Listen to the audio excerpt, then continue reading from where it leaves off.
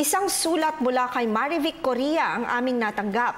Ayon kay Marivic, may isinampa siyang kaso laban sa kanyang kapitbahay para sa salang child abuse. Sinakal daw kasi ng kanilang kapitbahay ang pamangkin niya na 15 anyos at nais niyang malaman kung ano ang karampatang parusa kung sakaling manalo daw po sila sa kaso. Sa amin pong mga tagapanood, mariin po naming pakiusap na hindi po kami maaaring magbigay ng opinyon o payo sa mga manonood na may pending na kaso sa korte, sapagkat may tinatawag po kaming judicial courtesy sa aming propesyon. Hindi po kami maaaring magbigay ng opinyon sapagkat hindi po namin nais na magkaroon ng ibang expectation mula sa maging desisyon ng korte sa inyong kaso. Tandaan po natin na may diskresyon ng korte sa kung ano ang magiging desisyon nito sa kaso, lalo pat ang huwes ang siyang makakatimbang sa mga ebidensya at testimonya ng mga sangkot sa kaso.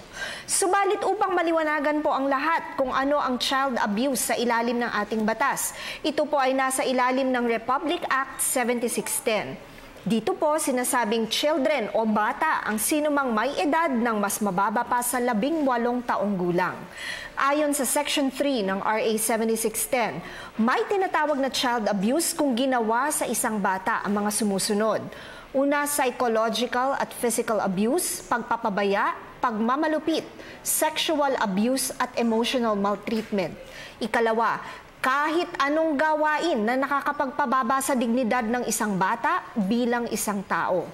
Ikatlo, walang kadahilanang hindi pagbibigay ng basic needs, gaya ng pagkain o tirahan, o di naman kaya ay hindi agarang pagbibigyan sa bata ng medical treatment kung ito ay nasaktan at na maaaring makaapekto sa kanyang paglaki at development, o di naman kaya ay mabalda o ikamatay ng bata. Sa Section 31A ng nasabing batas, ang kaparusahan sa sinumang mapatunayang gumawa ng child abuse ay maaaring mabigyan ng maximum period ng penalty na maaaring ipataw ng huwes.